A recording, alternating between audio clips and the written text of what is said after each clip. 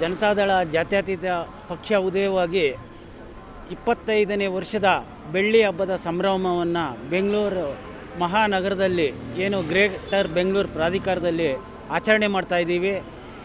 ನಾವು ಕಾರ್ಯಕರ್ತರು, ಮುಖಂಡರು ಮತ್ತು ಎಲ್ಲ ಪಕ್ಷದ ಏನು ನಿಷ್ಠಾವಂತರು ಮತ್ತು ಬೆಂಬಲಿಗರು ಒಂದು ಹುಮ್ಮಸ್ಸಿನಿಂದ ಭಾಗವಹಿಸ್ತಾ ಇದ್ದೀವಿ. ಮತ್ತು ಈ ಕಾರ್ಯಕ್ರಮ ತುಂಬ ಯಶಸ್ವಿಯಾಗಿ ಏನು ಒಂದು ಇತಿಹಾಸ ನಿರ್ಮಾಣ ಮಾಡುತ್ತೆ ಅಂತ ನಾನು ಈ ಸಂದರ್ಭದಲ್ಲಿ ಇಚ್ಛೆ ಪಡ್ತೀನಿ ಸರ್ ಹೇಳೋದಕ್ಕೆ. ಸೊ ಇವಾಗ ಅಂದರೆ ಈ ಸಮಾವೇಶ GBA ಎಲೆಕ್ಷನ್ಗೆ ಮುನ್ನಡೆ ಆಗುತ್ತಾ ಹೇಗೆ ಸರ್? 100% ಸರ್. GBAಯಲ್ಲಿ ಏನು ಇವಾಗ 369 ವಾರ್ಡ್ ಮಾಡಿದ್ದಾರೆ. ನಾವು 369 ಅಭ್ಯರ್ಥಿಗಳನ್ನು ನಿಲ್ಲಿಸೋದಕ್ಕೆ ತಯಾರು ಮಾಡ್ತಾಯಿದ್ದೀವಿ.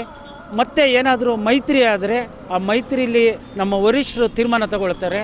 ಆದರೆ ನಾವು ಏನು 28 ಕ್ಷೇತ್ರ 369 ವಾರ್ಡ್ಗೂ ಅಭ್ಯರ್ಥಿಗಳಾಗಬೇಕು ಅಂದ್ಬಿಟ್ಟು ನಾವು ಬಯಸಿದ್ದೀವಿ ಸರ್. ಏನು ಸರ್ ಇದು ಏನು ದಿಕ್ಸೂಚಿ ತೋರಿಸುತ್ತೆ ಸರ್? GBA ಎಲೆಕ್ಷನ್ಗೆ ಮೈತ್ರಿಯಾಗಿ ಮುಂದುವರಿತಾರೋ ಇಲ್ಲ ಶಕ್ತಿ ಪ್ರದರ್ಶನ ಇದು ಯಾವ ಥರ ಸರ್? ಇದು ಶಕ್ತಿ ಪ್ರದರ್ಶನ ಅಂತ ಹೇಳೋದಕ್ಕಿಂತ ಹೆಚ್ಚಾಗಿ ನಾವು ಯಾವಾಗೂ ಶಕ್ತಿಯುತವಾಗಿ ಆಗಿದ್ದೇವೆ. ಆದರೆ ಬೆಂಗಳೂರು ಮಹಾನಗರಕ್ಕೆ ಕುಮಾರಣ್ಣವರಾಗ್ಬೋದು, ದೇವೇಗೌಡರಾಗ್ಬೋದು, ನಮ್ಮ ಪಕ್ಷದ ಏನು ಅಧಿಕಾರದಲ್ಲಿತ್ತು ಆವಾಗ ಕುಡಿಯೋ ನೀರಿಗಾಗಲಿ ಮತ್ತು ಏನೇ ಸಾರ್ವಜನಿಕರಿಗೆ ಅನುಕೂಲ ಆಗೋಂಥದ್ದು ಕಾರ್ಯಗಳನ್ನು ಮಾಡಿದ್ದೀವಿ. ಅದನ್ನು ಮುಂದಿನ ದಿನಗಳಲ್ಲಿ ಜನರಿಗೆ ಮನದಟ್ಟು ಮಾಡಿ GBAಗೆ ಹೆಚ್ಚಿನ ರೀತಿಯಲ್ಲಿ ಅಭ್ಯರ್ಥಿಗಳನ್ನ ಗೆಲ್ಲಿಸಿ ಅಧಿಕಾರ ಹಿಡಿಬೇಕು ಅಂತ ನಮ್ಮೆಲ್ಲರ ಒತ್ತಾಸೆ ಸರ್.